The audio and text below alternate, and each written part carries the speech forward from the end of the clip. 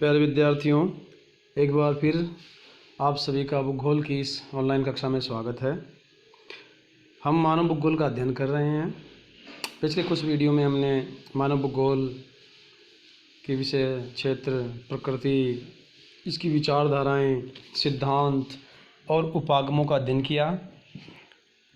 आज का अपना टॉपिक है मानव भूगोल के मूल तत्व या तथ्य। जैसा कि हम जानते हैं कि मानव भूगोल में मानव और पर्यावरण के आपसी संबंधों का अध्ययन करते हैं। मानव ने विज्ञान और तकनीक के क्षेत्र में विकास करके वातावरण के साथ अपने संबंधों को बदला है। प्राचीन काल में मानव प्रकृति के प्रत्यक्ष नियंत्रण में था, लेकिन धीरे धीरे वह प्रकृति से स्वतंत्र होकर इसे ही प्रभावित करने लगा है।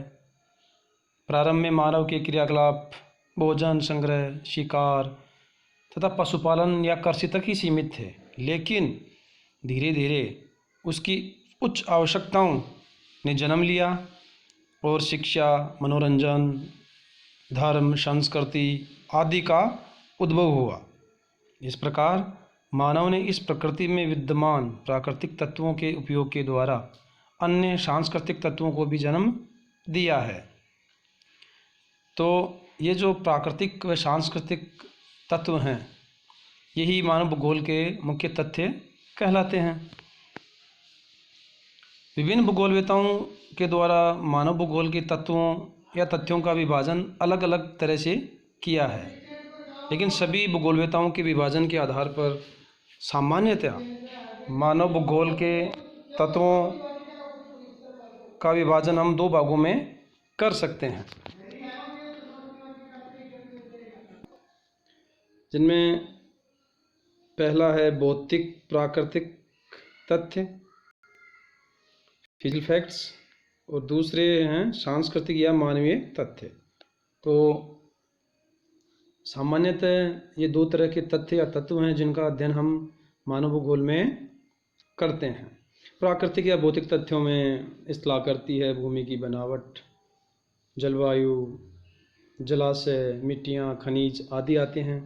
सांस्कृतिक तथ्यों में मानव निर्मित वातावरण, जिसमें कृषि, व्यापार, परिवहन, उद्योग, सेवाएं, संस्कृति, धर्म, कला आदि।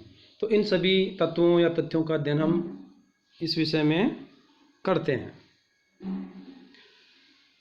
अनेक भूगोलवेताओं ने इन्हें प्राकृतिक और सांस्कृतिक तथ्यों में विभाजित किया। तो इसी आधार पे हम आज इस टॉपिक में कुछ प्रमुख भूगोलवेताओं का जो वर्गीकरण है मानव भूगोल के तत्वों का, उनका अध्ययन करेंगे, जिनमें ब्लास, जीन ब्रुन्स और हंटिंगटन महोदय ने जो विभाजन किया है मानव भूगोल के तथ्यों का, उनका अध्ययन करेंगे। जिनमें सबसे पहले हैं विडाल डी ला ब्लास के अनुसार मानव भूगोल के तथ्य या तत्व। विडाल डी ला ब्लास महोदय फ्रांस के थे और इन्होंने मानव भूगोल के तथ्यों को या तत्वों को मुख्यतः तीन भागों में बांटा है।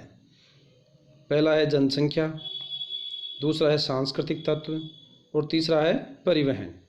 तो इनके अनुसार इन तीन तत्वों का ही अध्ययन हम मानव भूगोल के अंतर्गत करते हैं। अब यहाँ जनसंख्या से तात्पर्य है जनसंख्या का वितरण आ गया, घनत्व आ गया, प्रमुख जो जनसंख्या समूह हैं, जनसंख्या का स्थानांतरण या प्रवास है, विश्व के विभिन्न भागों में जो विभिन्न मानव प्रजातियाँ, उनका विकास है, ये सभी कारक हैं। तो इनका अध्ययन हम इस जनसंख्या के अंतर्गत करते हैं। दूसरा जो तत्व इन्होंने माना वो सांस्कृतिक तत्व है।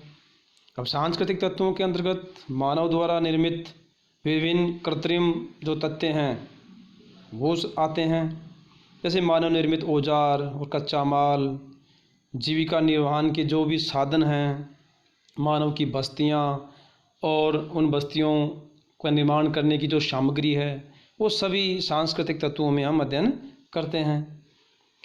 तीसरा जो इन्होंने मानव भूगोल का तथ्य माना वो है परिवहन।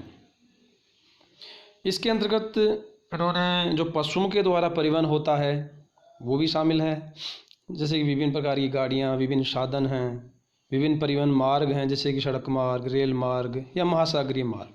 तो परिवहन के जितने भी प्रकार हैं या जितने भी इनके मार्ग हैं, उन सभी तत्वों का अध्ययन हम करते हैं। तो ब्लास महोदय के अनुसार जनसंख्या, सांस्कृतिक तत्व और परिवहन, ये सभी तत्व मानव भूगोल के मुख्य तत्व माने गए हैं। ऐसा ही विभाजन फ्रांस के भूगोलवेता और ब्लास के शिष्य जीन ब्रुन्स ने भी किया है। इन्होंने सभ्यताओं के विकास और जो सांस्कृतिक तथ्य हैं उनके आधार पर मानव भूगोल के तत्वों को 3 भागों में बांटा है। पहला वो तत्व जहाँ भूमि का अनुत्पादक उपयोग होता है। दूसरा वनस्पति जगत और जंतु जगत पर मानव की विजय के जो भी उदाहरण या तत्व हैं उनको देखते हैं। और तीसरा है भूमि का विनाशकारी उपयोग। तो ये 3 प्रकार के या 3 भाग माने हैं इन्होंने, जिनमें पहला है भूमि का अनुत्पादक उपयोग। इसके अंतर्गत मानव के द्वारा निर्मित विभिन्न मकान, सड़क मार्गों को शामिल किया जाता है, जहां भूमि का कोई उत्पादक उपयोग नहीं होता। जिन क्षेत्रों में मकान या सड़कें बनाई गई हैं उस भूमि से कोई उत्पादन कार्य नहीं होता। पृथ्वी के धरातल पर विभिन्न क्षेत्रों में रहने वाले मनुष्य वहाँ की जलवायु, आर्थिक स्थिति और वहाँ उपलब्ध निर्माण सामग्री के आधार पर अलग अलग प्रकार के मकानों का निर्माण करते हैं। सड़कों के अंतर्गत पक्की या कच्ची दोनों तरह की सड़कें आती हैं। तो इस तरह सड़कों और मकानों के अंतर्गत जो भूमि काम में आ रही है उसका अनुत्पादक रूप से कोई उपयोग नहीं होता। दूसरा जो तत्व या तथ्य इन्होंने माना है वो है वनस्पति जगत और जंतु जगत पर मानव की विजय। मतलब इसके अंतर्गत कृषि और पशुपालन को सम्मिलित किया गया है।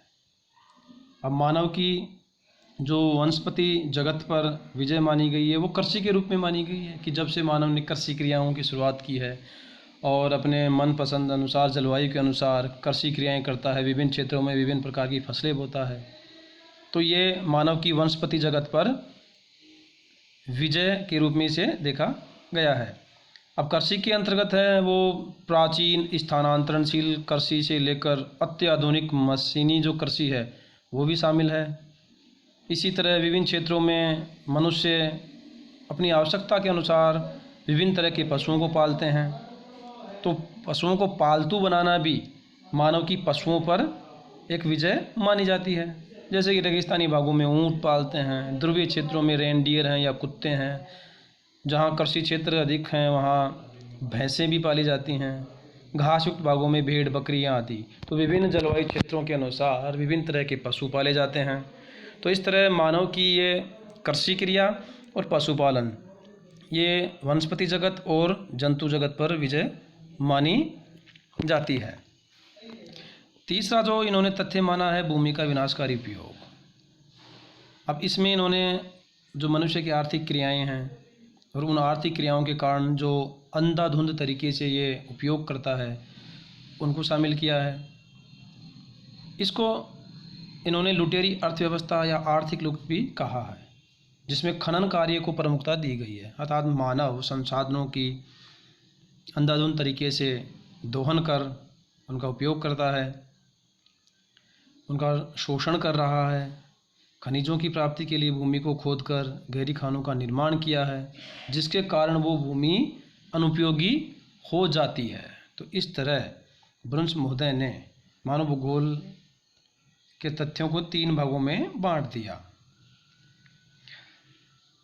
अगला जो वर्गीकरण है एल्सवर्थ हंटिंगटन महोदय ने भी मानव भूगोल के तथ्यों को विभाजन किया और इन्होंने मुख्यतः 2 तरह के तथ्य माने। एक तो प्राकृतिक दशाएं या तथ्य, दूसरे मानवीय दशाएं या तथ्य या सांस्कृतिक तथ्य।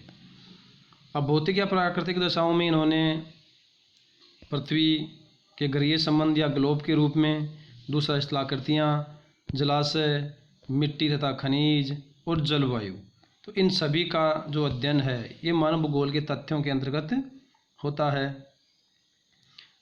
अब पृथ्वी के जो ग्रहीय संबंध हैं इसमें जो पृथ्वी की गतियां हैं, घूर्णन है, परिक्रमण है और उनसे जो प्रभाव होते हैं उनका अध्ययन होता है। स्थलाकृतियों में महाद्वीप, महासागर, पर्वत, पठार, मैदान, जितनी भी तरह की स्थलाकृतियां हैं उनका अध्ययन होता है। जलाशयों में पृथ्वी पर जो भी जल पाया जाता है, चाहे महासागरों में, सागरों, झीलों, नदियों आदि में, आदि के रूप में अध्ययन करते हैं। साथ ही जलवायु और मनुष्य की जो विभिन्न क्रियाओं को प्रभावित करता है, तो ये सभी तथ्य इसमें शामिल हैं। मिट्टी तथा खनिज, मिट्टी और खनिज पर ही मानवीय व्यवसाय और मानव की बस्तियों का विकास होता है। तो मिट्टी को आधारभूत संसाधन भी कहते हैं, जिसके आधार पर सभी क्रियाएं संपन्न होती हैं। तो ये तथ्य या तत्व इसमें शामिल हैं।